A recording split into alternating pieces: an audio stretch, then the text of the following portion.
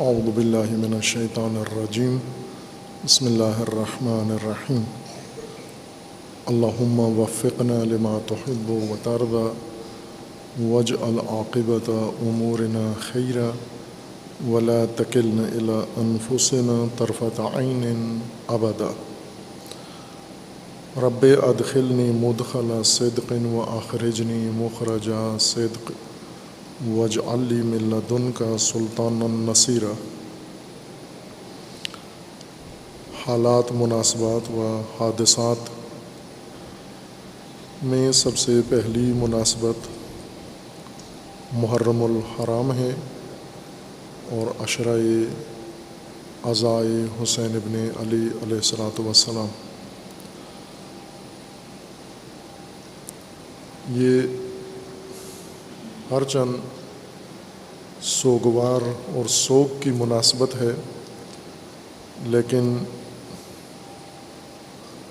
اس سوگ کے اندر، اس مصیبت کے اندر اللہ تعالیٰ نے امت کی ہدایت، امت کی اصلاح، امت کی بیداری، امت کی وحدت اور امت کی حرکت کا جو عظیم اہتمام کیا ہے، وہ اور کسی نہ مناسبت میں ہے اور نہ ہی کسی اور حکم میں ہے۔ اگر ہم محرم الحرام اور عزائے سید الشہداء علیہ السلام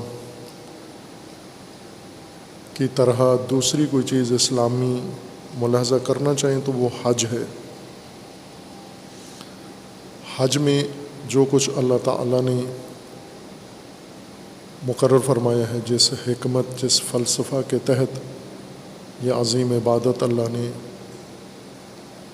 مدون کی ہے اور ترتیب دے کر اسے مسلمین و مومنین کے لیے مقرر فرمایا ہے،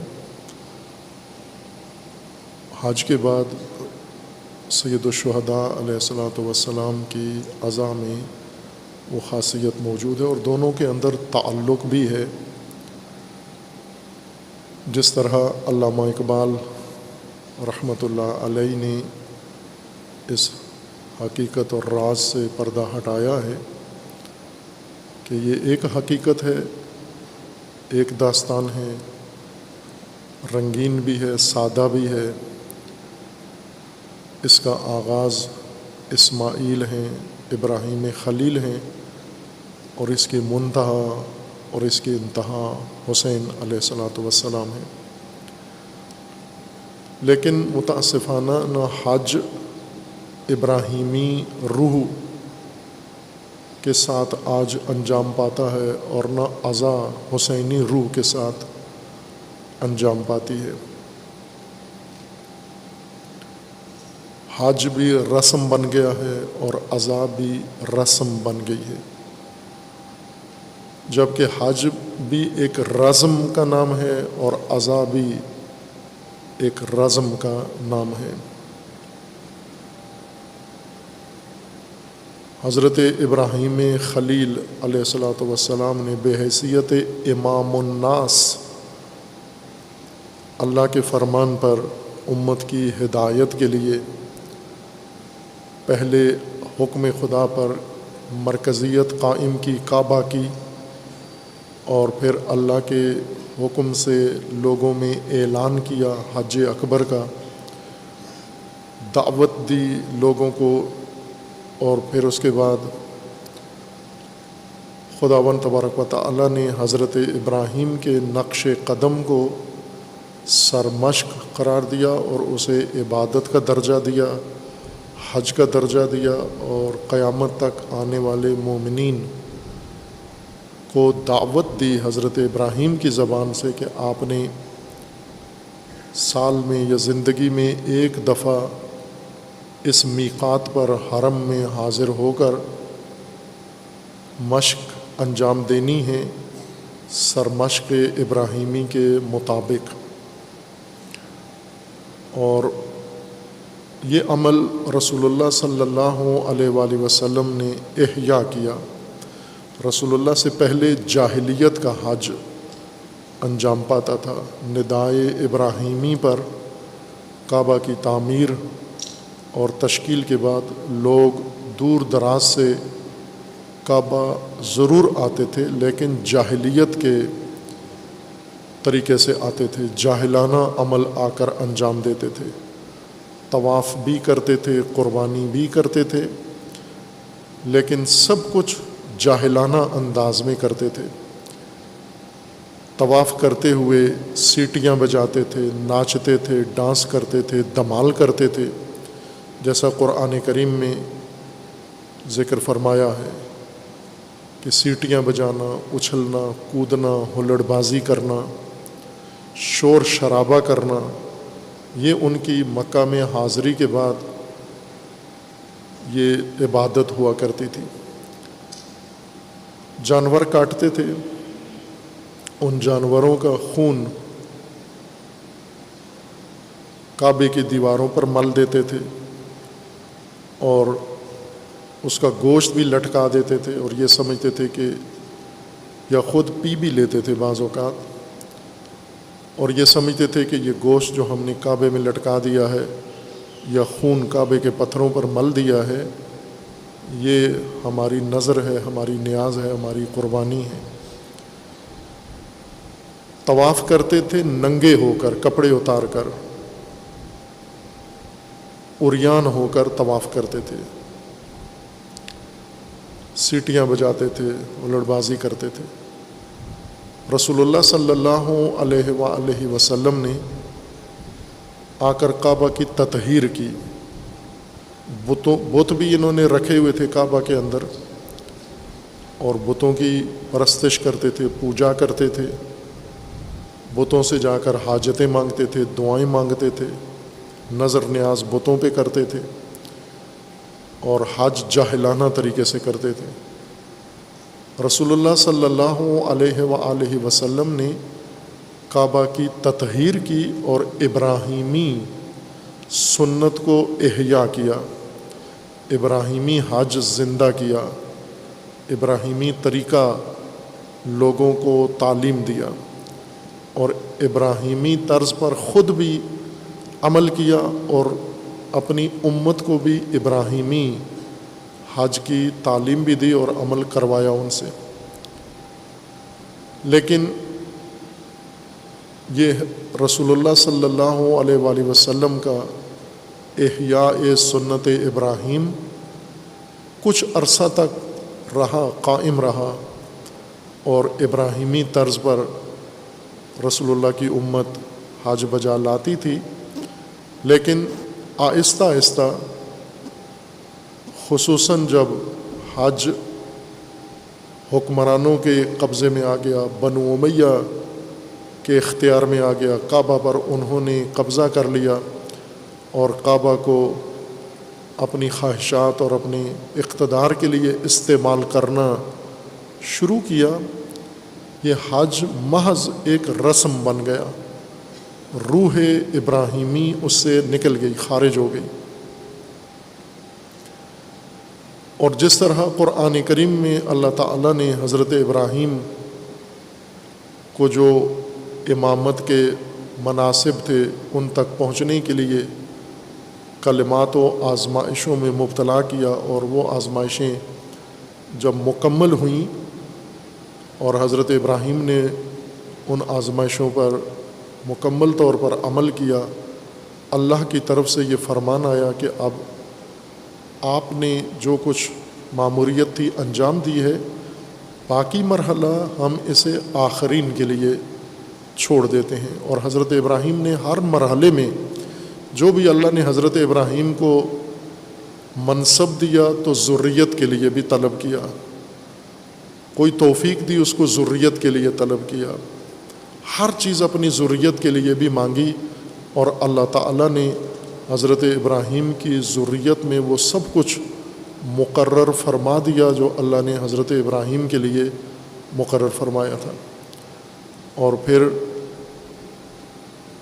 دوبارہ ایک دفعہ کعبہ جاہلیت کی رسموں کا اسیر ہو گیا تطہیر کے بعد، اور اب نام نہاد مسلمان حکمرانوں کی طرف سے، پہلے بنو امیہ، پھر بنو عباس، اور پھر کرتے کرتے اور آج آل سعود، ہر سلسلہ جو کعبہ پہ مسلط ہوا وہ پہلے سے بدتر تھا، اور اس نے حج کو مسخ کیا، حج کو استعمال کیا اپنے مفادات کے لیے، کام کاروبار کے لیے۔ جیسے قریش حج کو کاروبار کے لیے استعمال کرتے تھے مشرکین، آل سعود نے بھی اس کو محض کاروبار کے لیے مختص کر دیا ہے، اور روح ابراہیمی اس سے نکال لی۔ 60 ہجری میں امام حسین علیہ السلام نے جب امت کی حالت دیکھی، فساد امت میں مشاہدہ کیا، فساد حکومت میں مشاہدہ کیا، یزید کو مسلمانوں کا حکمران دیکھا، تو امام نے بھی خروج کیا، قیام کیا، اور کعبہ میں جا کر مستقر ہو کر 4 ماہ تک لوگوں کو حج سمجھایا، قیام سمجھایا، روح ابراہیمی سمجھائی۔ لیکن اس مرتبہ امت اس جاہلیت سے نہیں نکلی، جب شرک کرتے تھے، جاہلیت میں مبتلا تھے، اس جاہلیت سے رسول اللہ نے ان کو نکال دیا۔ لیکن مسلمان ہونے کے بعد جب واپس پلٹے اسی جاہلیت کی طرف، اور اب نواسہ رسول نے، فرزند رسول نے، امام وقت نے ان کو اس جاہلیت سے نکالنا چاہا، ان کی آواز پر کان نہیں دھرا، اور امام نے مکہ سے نکل کر قیام کیا حکومت کے خلاف، جو محرم 61 ہجری تک جاری رہا، اور جس میں امام کی شہادت ہوئی، خاندان کی اور انصار و ناصرین کی۔ اور وہ روح جو امام اپنی دعوت سے لوگوں کو بتانا چاہ رہے تھے اور جگانا چاہ رہے تھے، وہ امام کی شہادت نے امت کے اندر وہ روح پھونک دی، اور وہی لوگ جنہوں نے خذل کیا امام کو، تنہا چھوڑا امام کو، آہستہ آہستہ پشیمان ہونے لگے، توبہ کرنے لگے، شرمندہ ہونے لگے، اور نصرت کی طرف، خذل کا رویہ ترک کر کے نصر و نصرت کی طرف آئے، تائبین ہوئے اور توبہ کی، اور پھر نبرد بھی کیا، جہاد بھی کیا، مارے بھی گئے، شہادت تک بھی پہنچے۔ لیکن چونکہ بے وقت کام کیا، فائدہ نہیں ہوا۔ اگر امام کے ساتھ ہوتے یہ 4000 یا 12000 یا 18000، اس صورت میں بر وقت اس نصرت کا نتیجہ اور نکلنا تھا۔ امام حسین علیہ السلام چونکہ محرم میں قیام فرمایا، یعنی کربلا پہنچے 2 محرم کو، اور 10 محرم کو شہادت ہوئی۔ قیام تو رجب سے شروع کیا، لیکن شہادت محرم میں ہوئی، تو محرم امام علیہ السلام کے نام سے ماہ عزا و سوگ قرار دیا گیا۔ اہل بیت علیہ السلام نے ان ایام کو ایام عزائے حسین قرار دیا، تاکہ یہی عزا قائم رکھے شہادت امام حسین علیہ السلام کو، اور جو اس شہادت نے روح امت کے اندر ڈالی، اس کو یہ عزا باقی رکھے۔ عزا ایک قالب ہے، عزا ایک ظاہری ایک عمل ہے جس کے اندر روح ہے، عزا کے اندر۔ لیکن جیسا حج رسم میں تبدیل ہو گیا، ایسے ہی عزا بھی رسم بن گئی، رسم عزا۔ پھر رسوماتیوں نے اضافہ کیا اس کے اندر، اور آج روح عزا مکمل طور پر متروک اور مغفول ہے۔ عزا کی مجالس میں، عزا کے جلوسوں میں جو اصل مقصد تھا امام کا، لوگوں کو جاہلیت سے نکالنا اور لوگوں کو اس مقصود تک پہنچانا جس تک رسول اللہ نے انہیں پہنچایا تھا، خیر امت بنانا، وہ عزا سے نکل گیا، رسموں کا شکار ہو گیا۔ اور اب لوگ سختی سے پابندی کرتے ہیں رسموں کی۔ رسم عزا پر اپنے آپ کو کافی سمجھتے ہیں۔ یہ رسومات بھی اپنے اندر ایک توانائی رکھتی ہیں، بہت بڑی توانائی، چونکہ چھپی ہوئی ہے۔ رسموں کے اندر ظاہری طور پر رسومات ہیں، لیکن ان کے باطن میں چونکہ جو چیز محرک ہے ان رسومات کا، وہ فلسفہ قیام امام حسین علیہ الصلاۃ والسلام ہے، مقصد قیام امام حسین علیہ السلام ہے۔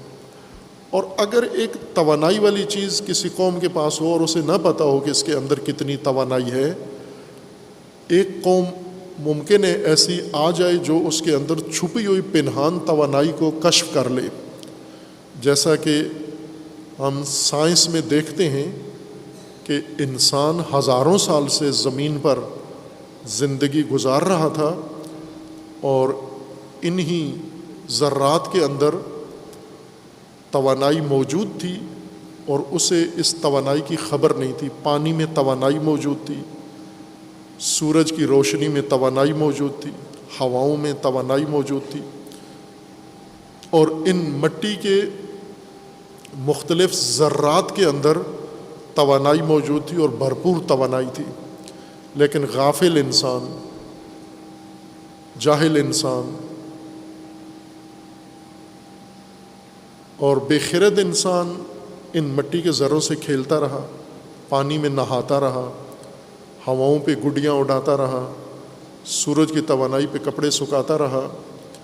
اسے اس کے اندر موجود توانائی کا علم نہیں تھا، تائیں کہ وہ سائنسدان پیدا ہوئے جن کو اللہ تعالیٰ نے یہ توفیق دی، عقل دی، فہم و فراست دی، جنہوں نے ان توانائیوں کو کشف کر لیا۔ ہوائیں ایجاد نہیں کی، ہوائیں موجود تھیں، لیکن رسومات ہواؤں کے موجود تھے۔ ہوا کے اندر توانائی کا سائنسدانوں نے کشف کیا کہ اس کے اندر تو بہت بڑی توانائی ہے، پانی کے اندر اتنی توانائی ہے، سورج کی دھوپ میں اتنی توانائی ہے۔ آج آپ دیکھیں وہ توانائیاں انسان نے کسی حد تک کشف کر لی ہیں، نہ کہ مکمل، اور اسی زمین کے ذرات، ایٹم کے اندر موجود توانائی، انسان نے چھوٹے سے ذرے کی توانائی پہچان لی اور پہچان کر اس توانائی کو کام میں لایا، کشف کیا، دریافت کیا، کنٹرول کیا، اور آج یہ توانائی انسان کی سب سے بڑی کشف شدہ توانائی سمجھی جاتی ہے۔ ایٹمی طاقت یہ ایٹم کے اندر تھی، ایٹم زمین میں ہی تھا، ایٹم باہر سے نہیں لائے سائنسدان، اسی ذرات جو موجود تھے مختلف دھاتوں کے، انہی کے اندر یہ توانائی علماء نے، اہل علم نے کشف کی۔ پہلے یہ ہوائیں ذاکروں کے اختیار میں تھیں،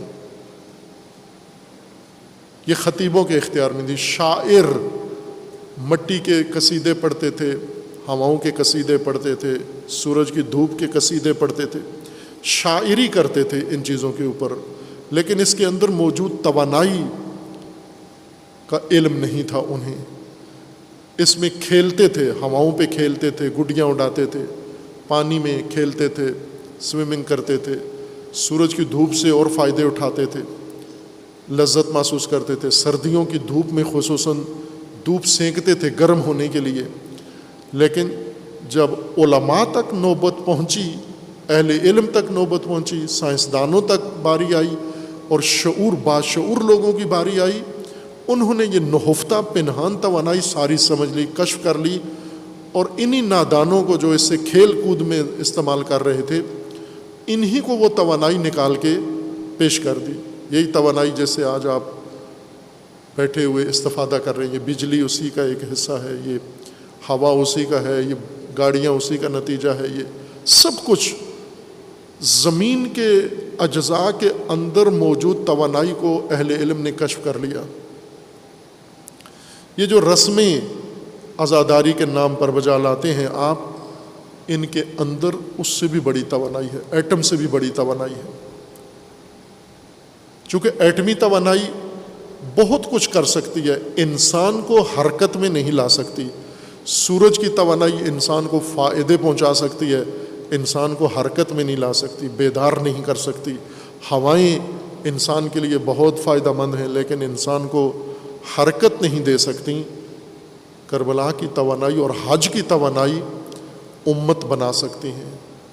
کربلا کی توانائی انسان کو اقبال کے بقول ممولے کو شہباز سے لڑا سکتی ہے۔ یہ ایٹم یہ کام نہیں کر سکتا، ایٹمی طاقت یہ کام نہیں کر سکتی کہ کبوتر کے تن نازک میں شاہین کا جگر یہ عزاداری پیدا کرتی ہے۔ یہ توانائی عظیم اس کے اندر یہ پوٹینشل موجود ہے، لیکن اس سے تاجر تجارت کر رہے ہیں، اس سے مختلف طبقات استفادہ کر رہے ہیں، اسے بزنس کے لیے استعمال کر رہے ہیں۔ ہر آدمی اس سے فائدہ اٹھا رہا ہے، لیکن اس کے اندر چھپی توانائی کشف نہیں کی، کیونکہ وہ باشعور سائنسدان، وہ باشعور علماء، وہ باشعور مفکرین جو اس عمل کے اندر چھپی ہوئی توانائی کشف کریں وہ ابھی پیدا نہیں ہوئے۔ ابھی تاجر پیدا ہوئے، جس طرح ہزاروں سال زمین پہ کھیل کود کرنے والے، ناچنے گانے والے پیدا ہوئے، سائنسدان دیر سے پیدا ہوئے، اسی طرح کربلا میں صدیوں یہ پوٹینشل، یہ توانائی رسموں کی شکل میں جاری رہی، چھپی رہی ان رسموں کے اندر، تاکہ کہ اس عصر میں اللہ تعالیٰ نے وہ سائنسدان پیدا کیا جس کا نام روح اللہ خمینی تھا۔ انہوں نے کشف کی یہ توانائی، کشف کر کے اس کو دریافت کر کے اور اس کو عمل میں لائے اور امت کو بیدار کیا، متحرک کیا، اور اپنے عصر کے یزید کو، طاغوت کو سرنگون کر دیا۔ لیکن یہ کام باقی سرزمینوں پر نہیں ہوا، خصوصاً وہ سرزمین جس میں یہ توانائی بہت زیادہ بڑھ کر فائدہ دے سکتی ہے۔ اس امت سے، جوانان عجم سے جو امت زیادہ کارآمد ثابت ہو سکتی ہے وہ پاکستان، اقبال کی امت ہے۔ لیکن اقبال کی امت ایسے نشوں میں ابھی گرفتار ہے، مبتلا ہے، جو رفو کرنا ضروری ہے۔ ایسی لوریاں سن کے گہری نیند سوئی ہوئی ہے۔ اقبال خود بھی مایوس ہو کر کہنے لگے کہ یہ نسل ابھی نہیں جاگے گی، لیکن میں منتظر رہوں گا سحر خیزوں کا، جو بیدار ہوں گے، ہوشیار ہوں گے، اور وہ اس توانائی کو کشف کر کے کام میں لائیں گے۔ عزیزان، یہ جو عادت ہے ہماری، چونکہ رسمیں انسان کو تسکین دیتی ہیں، رسومات انسان اپناتا ہی اس لیے، صرف عزاداری میں نہیں ہے، پوری دنیا میں رسومات ہیں، اور ہر معاشرے میں دوسرے معاشرے سے بڑھ کر رسومات ہیں۔ آپ ہندوستان میں چلے جائیں، مکمل طور پر رسومات ان کا مذہب ہے، رسومات ان کا دین ہے، رسومات ان کا فلسفہ ہے۔ رسومات کے اندر ایسے جکڑے ہوئے ہیں، ہندو بھی، سکھ بھی، مسلم بھی، اور دیگر جمعیتیں اور آبادیاں، کہ وہ رسومات سے نکلنے کا سوچ بھی نہیں سکتے۔ آپ چین میں جائیں، سخت رسومات کے پابند ہیں، آپ یورپ میں جائیں، سخت رسومات کے پابند ہیں، عرب اسی طرح سے ہیں، ایران اسی طرح سے ہے، باقی ممالک اسی طرح سے ہیں، سب کے سب رسومات کے شکار ہیں۔ رسومات کیوں پسندیدہ ہیں، مقبول ہیں؟ اس لیے کہ رسومات سے انسان کو تسکین ملتی ہے۔ ابھی آپ کے سامنے گفتگو ہو رہی ہے، یہ گفتگو آپ کو تسکین نہیں دے رہی، چونکہ یہ گفتگو آپ کی عقل کے لیے ہے، یہ گفتگو آپ کی فہم کے لیے ہے، یہ گفتگو آپ کے دل کے لیے ہے، روح کے لیے ہے۔ روح تسکین نہیں اٹھاتی، تسکین وہ چیز اٹھاتی ہے جس کے اندر خواہش ہو، شہوت ہو۔ تسکین غریزے کو ملتی ہے، تسکین احساسات کو ملتی ہے، جذبات کو ملتی ہے۔ جہاں بھی جذبات ہوں گے، ان جذبات کو سکون پہنچانے کا طریقہ رسم ہے۔ کوئی رسم بجا لو، انسان بہت تسلی کے ساتھ سکون محسوس کرتا ہے۔ جیسے شدید درد میں آپ ڈاکٹر کے پاس جاتے ہیں تو وہ کوئی مسکن آپ کو لگا دیتا ہے، پین کلر، آپ یہ سمجھتے ہیں کہ بہت سکون ملا، درد ختم ہو گیا ہے، سلا دیتا ہے، آپ کے اوسان سلا دیتا ہے، آپ کے اعصاب سلا دیتا ہے۔ وہ تسکین اسی طرح سے رسومات انسان کے ساتھ یہ اثر کرتی ہیں۔ لیکن بیداری، آگاہی تسکین نہیں پہنچاتی انسان کو. اگر پہنچائے گی بھی تو عقل کو پہنچاتی ہیں، اور عقل ہو تو سکون محسوس کرے، عقل کی پرورش ہو، عقل کا نظام ہو، حکمرانی ہو انسان پر، پھر عقل بھی تسکین محسوس کرتی ہے. لیکن جب عقل پختہ نہ ہو پھر انسان عقل کی غذا سے تسکین محسوس نہیں کرتا. یہ توانائی عظیم جو اس کے اندر موجود ہے کہاں صرف ہو رہی ہے؟ اس توانائی کا اگر اعداد و شمار نکالیں، یہ موضوع بہت اہم ہے محققین کے لیے، ظاہر ہے سامعین کے لیے، ذاکروں کے مجمع کے لیے، ان کے لیے پسندیدہ موضوع نہیں ہوتا. تحقیق مقلدین کا بھی پسندیدہ موضوع نہیں ہوتا، عوام کا پسندیدہ موضوع نہیں ہے، رسوماتیوں کا پسندیدہ موضوع نہیں ہے، تاجروں کا پسندیدہ موضوع نہیں ہے. یہ جتنے ممبر پہ آ کے مجالس پڑھتے ہیں ایک صفحہ کتاب نہیں پڑھتے، چونکہ ان کا یہ پسندیدہ مضمون ہی نہیں ہے. تحقیق کر کے کیا مجلس پڑھ دیں؟ تحقیق محققین کا پسندیدہ موضوع ہے، جو حقیقت جاننا چاہتے ہیں. لیکن جو خیالات میں ہیں، تخیلات میں ہیں، شاعری میں گرفتار ہیں، ان کو تحقیق بور کرتی ہے، بیزار کرتی ہے. اور ہمارے عوام اسی طرح سے ہیں، ہمارے خواص بھی اسی طرح سے ہیں، ہمارے اکثر علماء بھی اسی طرح سے ہیں. وہ بیزار ہیں تحقیق سے، مطالعہ سے، کھوج سے. یہ تحقیق بہت اہم ہے. عزاداری کے اندر موجود پوٹینشل، یہ در حقیقت ایک سائنٹسٹ یہ کام کر سکتا ہے. جس طرح آئنسٹائن نے ایٹم کی توانائی کشف کر لی، دریافت کر لی اور کنٹرول کر لی، اسی طرح اسی سطح کا ایک آئنسٹائن چاہیے جو کشف کرے، یہ دریافت کرے عزاداری کی اندر موجود توانائی کو. مختلف پہلوؤں سے ہے. مثلا آپ یہ تحقیق کریں محقق کہ عزاداری کو کتنا وقت لوگ دیتے ہیں، پھر اس کا موازنہ کریں عزاداری کے علاوہ دیگر مصروفیات کو.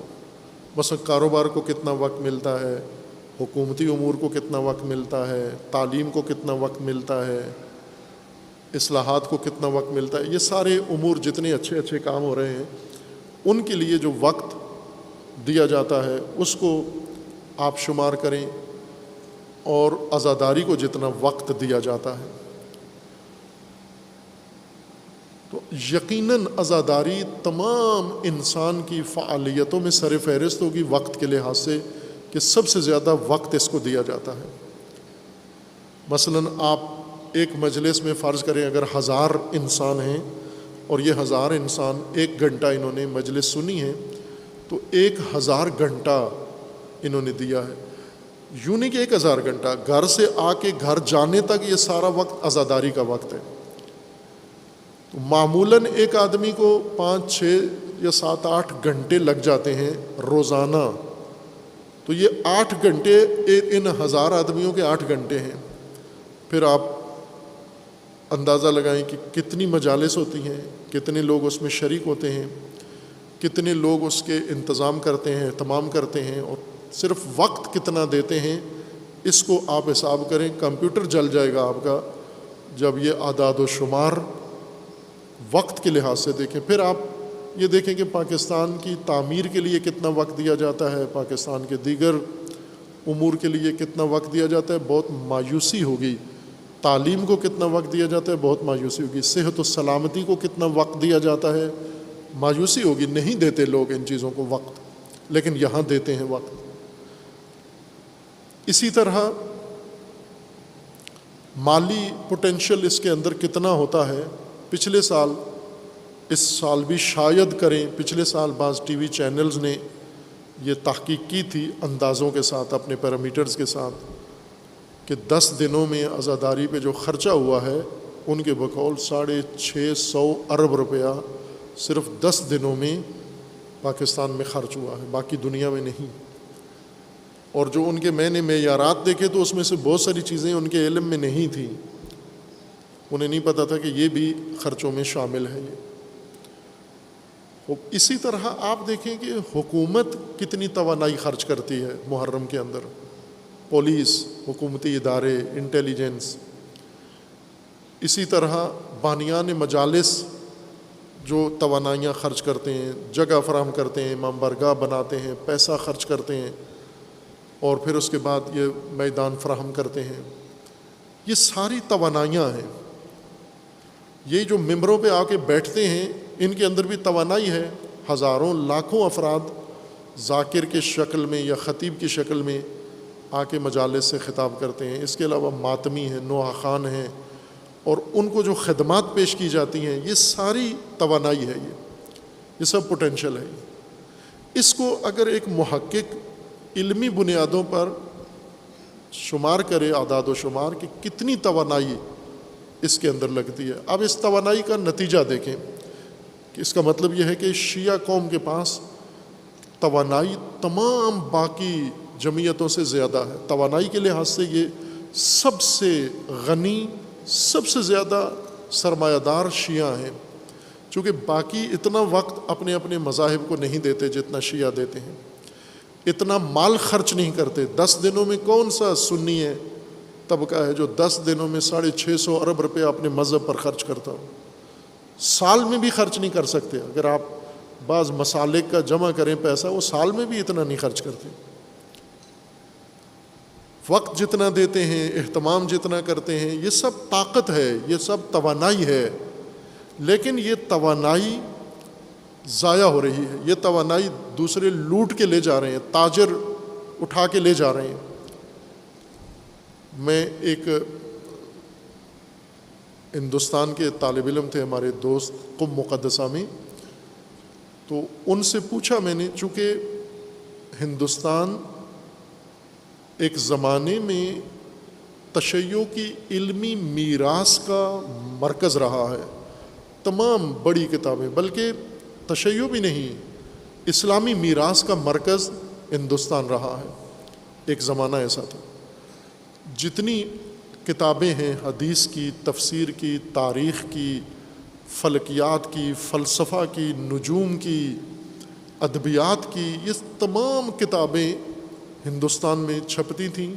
ہندوستان کے پاس اتنی پیش رفتہ اور ترقی یافتہ صنعت تھی پریس کی کہ بہت اعلیٰ معیار کے ساتھ یہ کتابیں چھپتی تھیں. جب ہم مطالعہ کرتے ہیں کسی بھی کتاب کا، تو اس کے حوالے میں جب وہ خطی نسخے یا پرانے نسخے لکھے جاتے ہیں تو وہ سب اس میں لکھا ہوتا ہے کہ یہ مطبوعہ ہندوستان، مطبوعہ حیدرآباد، مطبوعہ بمبئی، مطبوعہ فلاں. یعنی یہ مرکز تھا بہت بڑا. آج ساری دنیا میں جو کچھ ہو رہا ہے کتابوں کا، وہ تنہا ہندوستان میں وہ کام ہو رہا تھا اس وقت. میں نے اپنے اس دوست سے پوچھا کہ یہ اتنی زیادہ کتابیں جب چھپی ہیں ہندوستان میں، تو ظاہر ہے ساری تو باہر نہیں گئی ہوں گی، ہندوستان کے اندر زیادہ خریداری ہوتی ہے. آج قوم کی لائبریریاں بھری ہوئی ہیں ہندوستان کی چھپی ہوئی کتابوں سے. رائٹر لکھنے والے عرب ہیں اور ایرانی ہیں، لیکن پریس ہندوستان کا تھا، چھپائی وہاں ہوئی ہے. میں نے ان سے پوچھا کہ یہ ساری کتابیں ظاہر ہے چھپ کے آپ کہیں 10% ہندوستان سے باہر چلی گئی ہوں گی، لیکن 90% تو اندر ہی ملک کے اندر خریدی گئی ہوں گی. تو وہ کہاں ہیں آج؟ آج وہ کتاب خانے لوگوں کے اندر یا مدرسوں میں یا اداروں میں، وہ کہاں ہے یہ سارا ذخیرہ؟ اس بھائی نے بہت عجیب بات بتائی مجھے. کہا کہ یہ بات آپ نے جو پوچھی ہے اس کا میں عینی گواہ ہوں، اور جتنے بھی سنجیدہ طبقے ہیں وہ بتائیں گے آپ کو. یہ لوگوں کے گھروں میں ہیں، چونکہ علماء تھے، مطالعہ کرنے والے لوگ تھے، فضلاء، ان کے گھروں میں ہیں. ان کی اولاد اس علم سے دور ہو گئی ہے، اور یہ کتابیں وہ بیچتے ہیں. بیچتے کس طرح سے ہیں کہ کہا کہ پلاسٹک کے جوتے ریڈیو والے لاتے ہیں اور وہ آوازیں دیتے ہیں کہ کتاب دے دو، جوتا لے لو، پلاسٹک کا جوتا. یا چینی کے برتن، یہ پیالے اور کپ کاسے، وہ ندا لگاتے ہیں گلیوں میں آ کر کے کتابیں، جو بھی کتابیں آپ کے پاس وہ بیچو اور اس کے بدلے میں چینی کے برتن لے لو. تو کہا کہ یہ ساری اس طرح سے انہوں نے جمع کر کے اور وہ ساری کتابیں جو سونے کے مول کی تھیں، پرانی کتابیں بہت گران قیمت ہوتی ہیں، وہ ساری کتابیں انہوں نے جوتوں کے بدلے میں بیچ دی ہیں، اور خریدنے والے کمپنی ہے، مغربی برطانوی کمپنی تھی اور یہودی کمپنی تھی، اس نے سارے ہندوستان سے یہ کتابیں خرید لی ہیں جوتوں کے بدلے.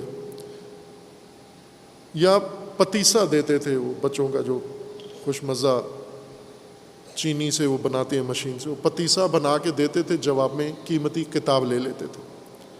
اب آپ توجہ کریں کہ اتنا بڑا ذخیرہ علمی ہندوستان کے اندر تھا، اور جوتوں کے بدلے خرید کے خریدار لے گئے.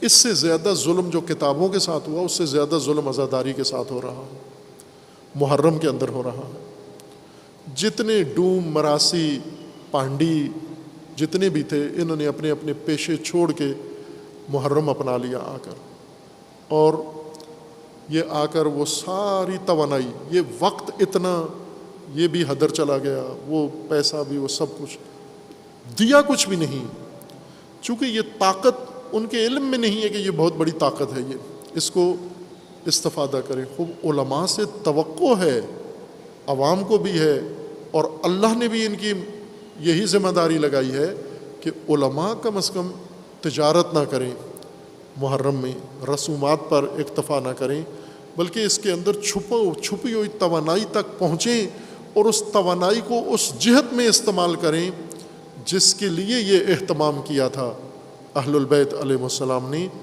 اور وہ امامت کا نظام ہے، ولایت کا نظام ہے، اللہ کی توحید ہے.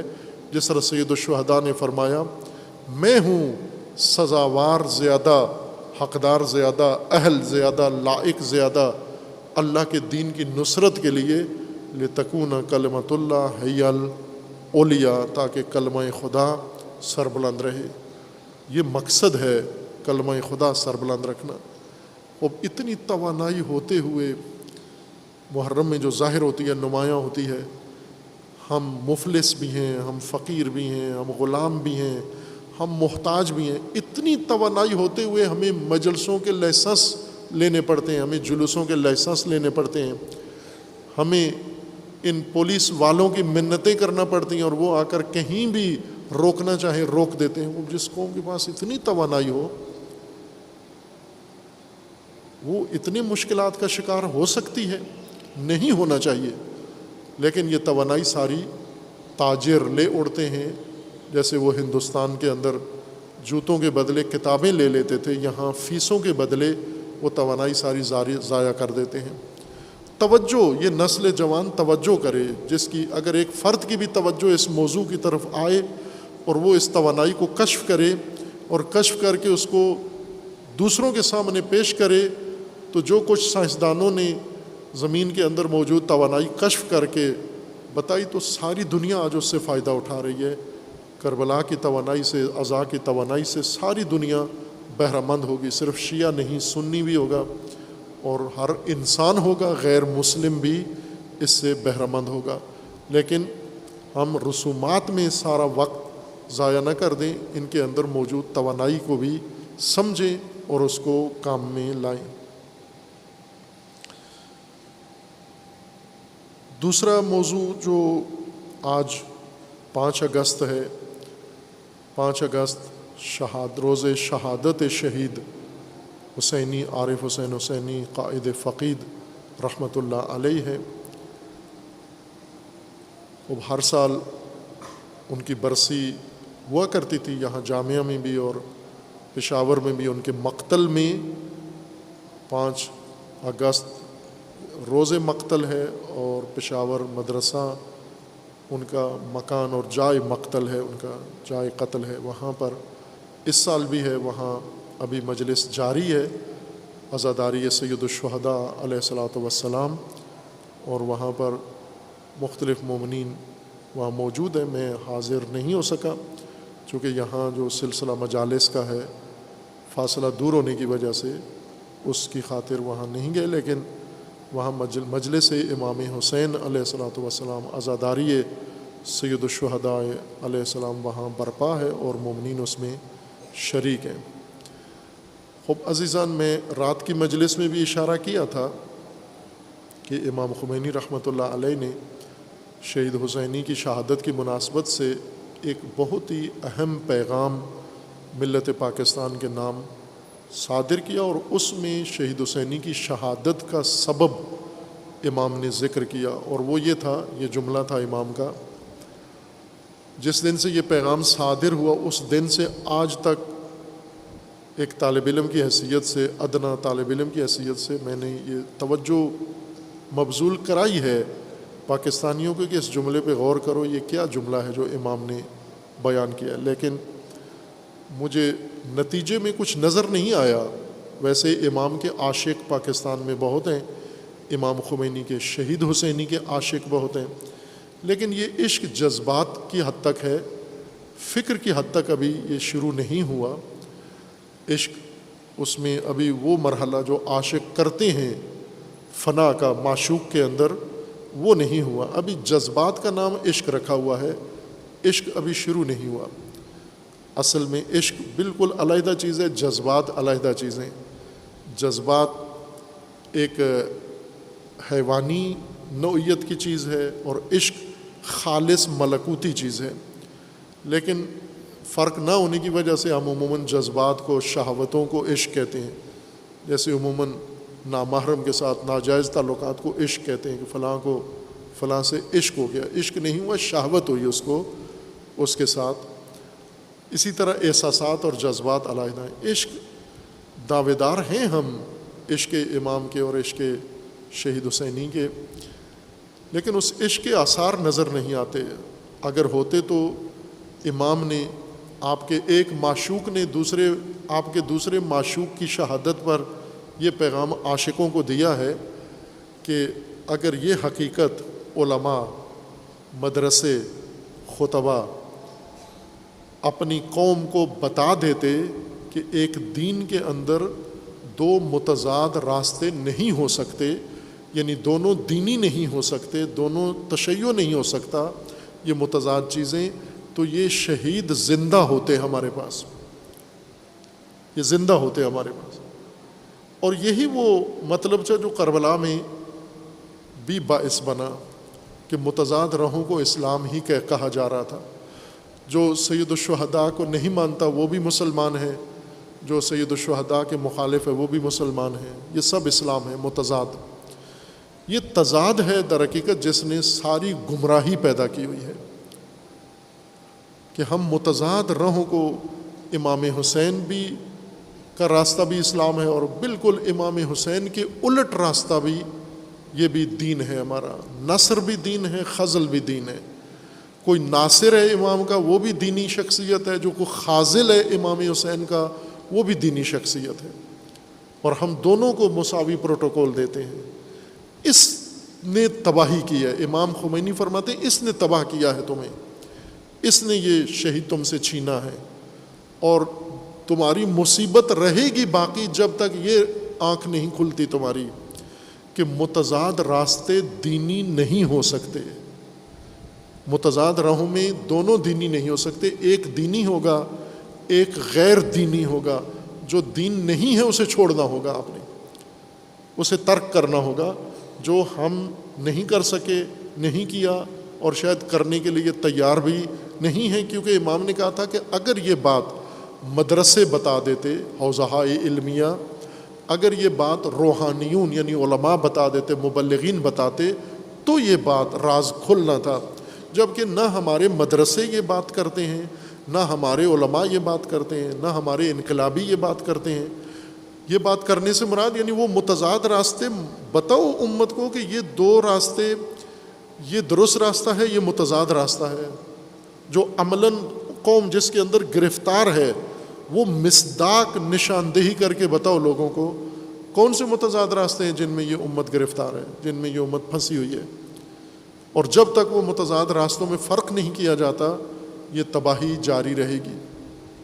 اور آج 5 اگست ایک اور بڑا المیہ بھی پاکستان کے لیے ہے، ایک اور سوگ بھی آج ہے، عشرہ محرم ہے، سید الشہداء علیہ السلام کا سوگ ہے، شہید حسینی رحمۃ اللہ علیہ کی شہادت کا دن ہے، اور کشمیر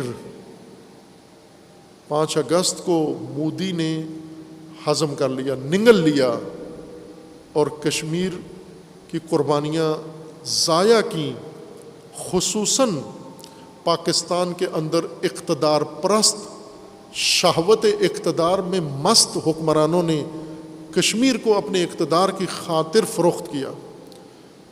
5 اگست کو ہی یہ کام ہوا، اور یہ بہت بڑا المیہ و سوگ ہے در حقیقت، کشمیر فروخت کر دینا، کشمیر بیچ دینا، اور اس کے بدلے میں لیا کیا تم نے؟ کشمیر کے بدلے میں صرف اپنی چند سال کی 3-4 سال کی حکومت لی تم نے۔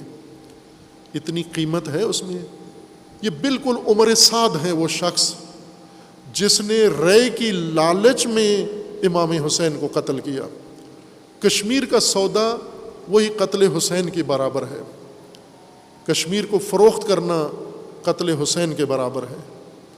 کیوں کیا عمر سعد نے؟ اس کو رے کی حکومت کا وعدہ دیا گیا تھا۔ پاکستانی حکمرانوں نے کیوں کیا کشمیر پہ سودا؟ کیوں کشمیریوں کی قربانیوں کو ضائع کیا؟ اس لیے کہ انہیں ادھر وعدہ دیا گیا تھا کہ تم خیانت کرو کشمیر کے ساتھ، جواباً چند سال حکومت کر لو پاکستان میں۔ وہ پاکستان ہمارا ملک ہے، اس کی حکومت تمہاری طرف سے ہدیہ کیوں ہے؟ تمہاری طرف سے ہمیں تحفہ کس بات کا ملا ہے کہ ہم کشمیر کے ساتھ خیانت کر کے پاکستان پر حکومت کریں؟ یہ تمہیں صلہ ملا ہے؟ عمر سعد سے بھی بدتر ہو تم۔ کم از کم عمر سعد کو بڑا وعدہ دیا گیا تھا، عمر سعد سے بھی زیادہ گھٹیا ہو کشمیر بیچ کر۔ کشمیر کے متعلق یہاں خاموشی۔ کشمیر جب مودی نے ہڑپ کر لیا، پہلے مودی کی الیکشن میں جیتنے کے لیے دعا کی، اور اس دعا میں یہ کہا تھا کہ یہ جیت جائے تاکہ کشمیر کا مسئلہ حل ہو جائے۔ وہ دعا نہیں تھی، وہ خیانت تھی۔ خیانت دعا بن کر زبان پہ آئی، وہ خیانت تھی، وہ طے شدہ منصوبہ تھا کہ مودی آئے اور آ کر وہ کشمیر کو ٹنٹا ہی ختم کر دے، قانون ہی لغو کر دے، اور کشمیر کو حیثیت اس کی مستقل حیثیت ہی اس کی ختم کر دے، جو اس نے کر دی۔ پھر اس کے بعد کشمیر پہ لوگوں نے احتجاج شروع کیا، اعلان ہو گیا کہ خبردار کوئی بھی کشمیر ریلی مت نکالے۔ ہمیں خود یاد ہے کشمیر، اسی دن کشمیر ریلی ہم نے رکھی تھی، 18 اگست ظاہراً وہ دن تھا، 18 اگست کو کشمیر ریلی ہم نے رکھی تھی، نہیں نکالنے دی انہوں نے۔ کشمیر کے لیے ریلی نہیں نکال سکتے، پاکستانی نہیں نکال سکتے کشمیر کی حمایت میں ریلی، اور کسی کو نہیں نکالنے دی۔ بعض پاکستانیوں نے اعلان کیا ہم بارڈر کی طرف جاتے ہیں، تو کہا گیا کہ جو بھی بارڈر کی طرف جائے گا وہ گولی مار دی جائے گی اس کو، اور نہیں جانے دیا گیا۔ اور کیا احتجاج کریں آپ؟ احتجاج یہ کریں کہ ہر جمعے کے دن آدھا گھنٹہ گھر سے باہر آ کے خاموشی اختیار کریں۔ یہ احتجاج تھا، خاموش رہنا، خاموش رہیں۔ اور یہ جمعے کے یا اتوار کا دن تھا، یہ جمعے کا تھا، میرے ذہن میں نہیں ہے ابھی، ظاہراً جمعے کے دن کا کہا گیا تھا کہ آدھا گھنٹہ خاموشی اختیار کریں۔ پھر وہ آدھا گھنٹہ خاموشی بھی کتنی مضحکہ خیز بات تھی، کتنی بڑی خیانت دن دہاڑے ہوئی۔ مودی نے تو اپنے ملک کے ساتھ وفاداری کی، مودی تو ہندوستان کا بہت سخت وفادار نکلا، لیکن تم خائن نکلے، تم خیانتکار نکلے۔ عمر سعد، اب وہ لوگ جو لعنت کرتے ہیں عمر سعد پر، مرے ہوئے عمر سعد پر، کھڑے ہوئے عمر سعد کے ساتھ کیوں بیٹھتے ہو آپ؟ کیا اس نے اقتدار کی لالچ میں کشمیر نہیں بیچ دیا؟ اور پھر بعد والوں نے سب تماشائی۔ کوئی بھی پاکستان میں اس وقت کشمیر کے لیے آج 5 اگست مکمل سناٹا ہے پاکستان میں۔ 1-2 بیان ایسے داغ دیں گے، بے شرمانہ قسم کے بیان اخبار کے لیے۔ کشمیر قریب تھا کہ کشمیر آزاد ہو جائے، عربوں نے خیانت کی، فلسطین کی آزادی کا کام روک دیا، تاخیر۔ حزب اللہ نے معاملہ، حزب اللہ اور حماس نے معاملہ وہاں پہنچا دیا تھا۔ فلسطین کی آزادی قریب تھی، اسرائیل کی نابودی نزدیک تھی۔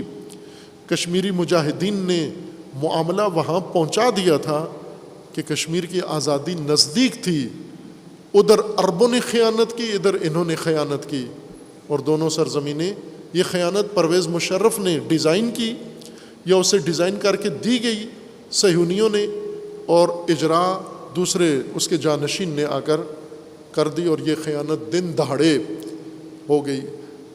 مودی نے جو کام کیا وہ تو اپنے ملک کے ساتھ وفادار نکلا کہ اس نے مسلمانوں کی سرزمین چھین کر ہندوستان کا حصہ بنا لیا۔ لاکھوں قربانیاں کشمیریوں کی، اور جتنے گھر اجڑے، جتنے بچے یتیم ہوئے، جتنی خواتین کی عصمت لٹی۔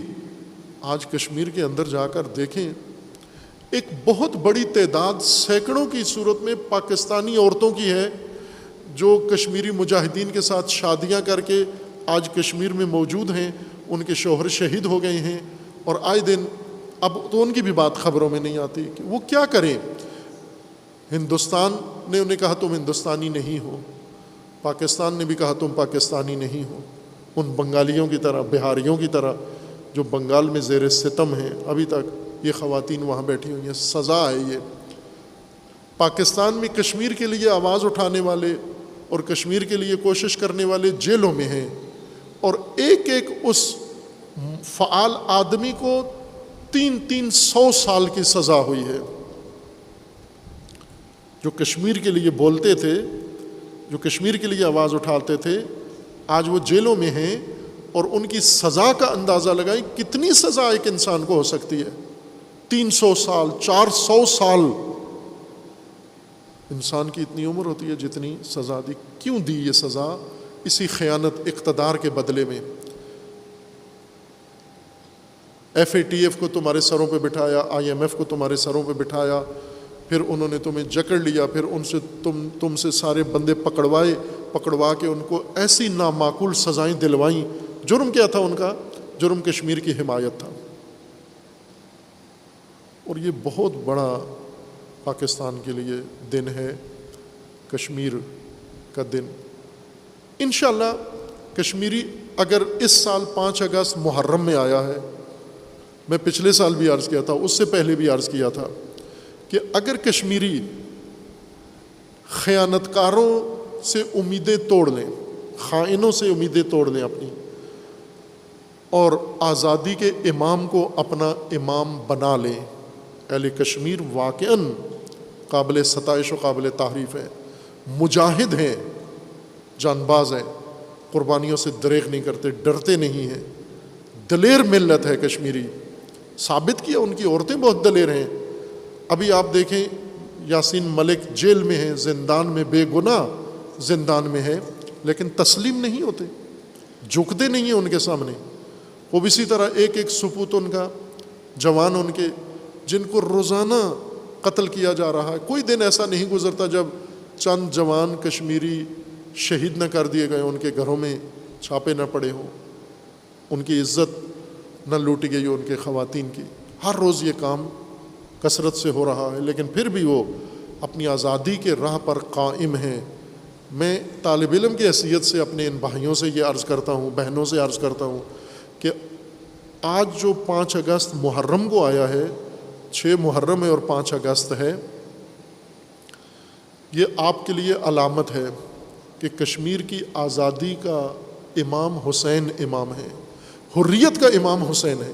آپ نے ایک تنظیم بنائی ہوئی ہے حریت، اس حریت میں آپ ایسے وابستہ لوگوں کو لے کر آتے ہو۔ اگر حریت کے ذریعے کشمیر کی حریت و آزادی کی تحریک چلانی ہے تو حریت کا پرچم حسین ابن علی کا پرچم ہے۔ یا حسین، یہ حریت کا پرچم ہے، یہ لہراؤ۔ کشمیری ہر چوٹی پر، کشمیر کی ہر پہاڑی پر یا حسین کا پرچم ہو، ہر کشمیری کے گھر میں یا حسین کا پرچم ہو۔ یا حسین آزادی کا استعارہ ہے، یا حسین یہ حریت کا امام ہے، امام الحر ہے، اور امام حریت ہے، امام سید الشہداء علیہ الصلوۃ والسلام۔ ان کو پکڑ لیں۔ اور عاشورہ کس چیز کا نام ہے؟ عاشورہ یہ نہیں ہے کہ ادھر سے مدد مانگو، عالمی برادری سے اب مدد مانگو، عرب خیانتکاروں سے مدد مانگو، اقتدار پرست شہوت رانوں سے مدد مانگو، یہ جو پاکستان میں اقتدار کے نشے میں مست ہیں ان کی طرف دیکھتے رہو، یہ نہیں ہے عاشورہ۔ عاشورہ کس چیز کا نام ہے؟ کہ سب کو چھوڑ کر جنہوں نے خزل کیا کشمیر کو تنہا چھوڑا، خازلی نے کشمیر، ان سب پر لعنت کر کے تم آ جاؤ، 72 کشمیری مل کر عاشورہ برپا کر سکتے ہیں اور عاشورہ انشاءاللہ کشمیر کو نجات دے گا۔ یہ راستہ ہے، میں وثوق کے ساتھ کہتا ہوں آپ کی خدمت میں کہ یہ راستہ اپنائیں، اور آپ کے اندر یہ خون موجود ہے، یہ رگ موجود ہے، آپ حسینی ہیں، حقیقتاً حسینی ہیں، رسوماتی حسینی جو لنگر کھا لیتے ہیں مجلس میں شرکت کر کے اور رو لیتے ہیں، یہ حسینی ہونا ان کو ابھی وقت لگے گا، لیکن کشمیری عمل میں، میدان عمل میں حسینی ہے، اور انہوں نے وہ سیرت سرمشق کربلا انہوں نے اپنائی ہوئی ہے۔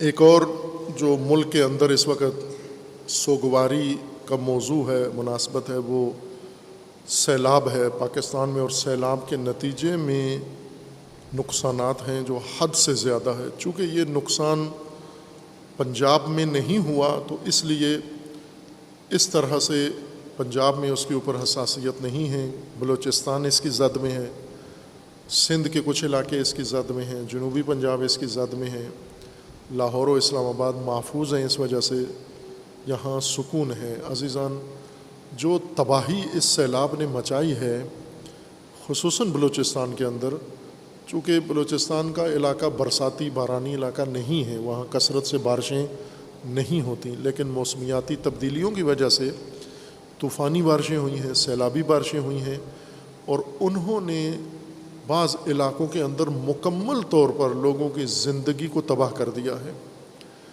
ان کے مٹی کے گھر گل گئے ہیں، بارش کے اندر بہہ گئے ہیں، سامان ان کا، جانور ان کے، اور بعض قیمتی جانیں ضائع ہوئی ہیں، اور سب سے بڑھ کر یہ کہ سیلاب کے بعد اب وہ بے گھر افراد جن کے پاس نہ کھانے کے لیے کچھ ہے، نہ پینے کے لیے پانی ہے، نہ رات گزارنے کے لیے کوئی سایہ ہے۔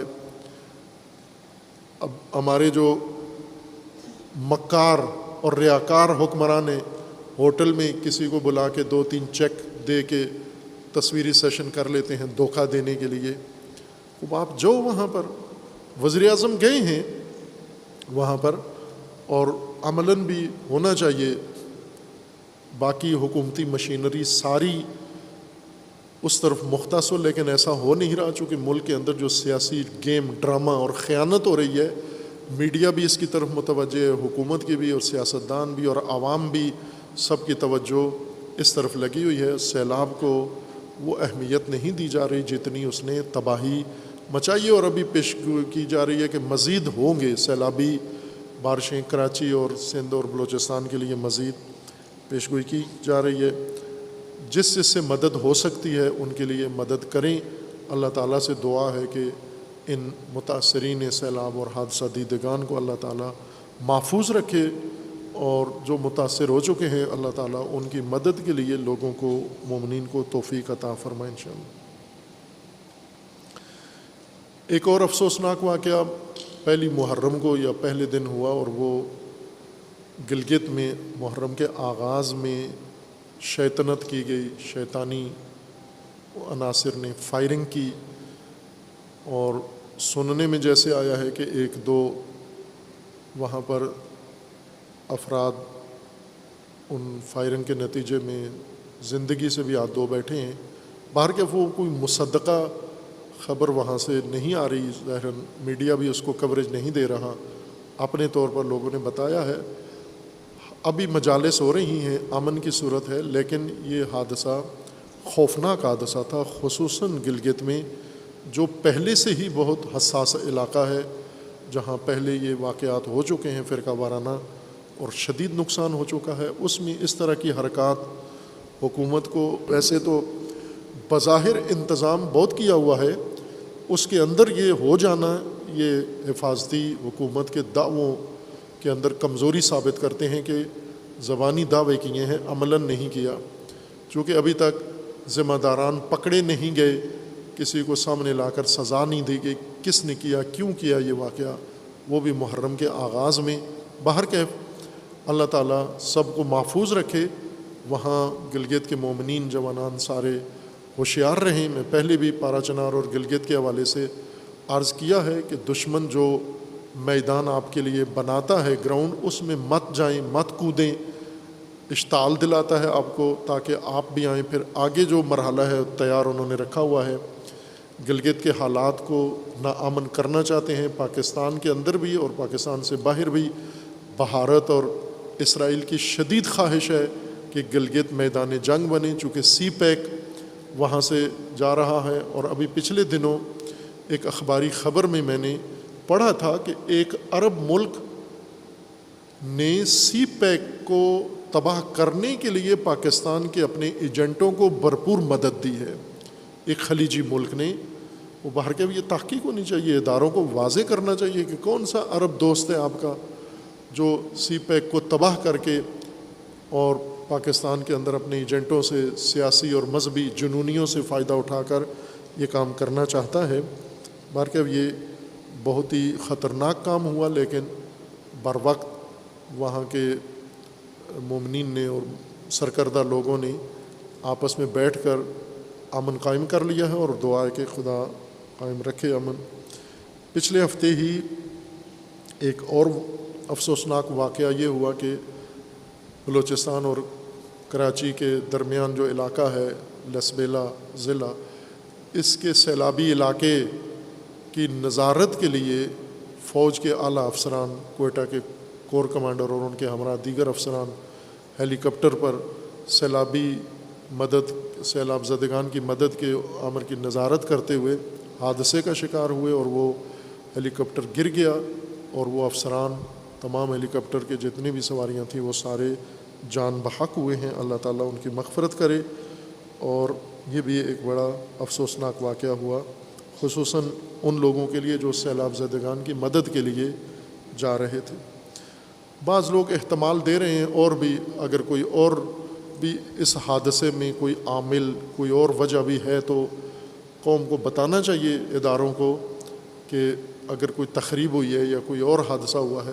بظاہر تو بتایا گیا کہ موسم کی خرابی کی وجہ سے ہیلی کاپٹر حادثے کا شکار ہوا ہے، لیکن جیسے حالات ہیں ملکی، اس میں دوسرے احتمالات کی نفی نہیں ہو سکتی، لیکن مصدقہ چیز سامنے کوئی ایسی نہیں آئی۔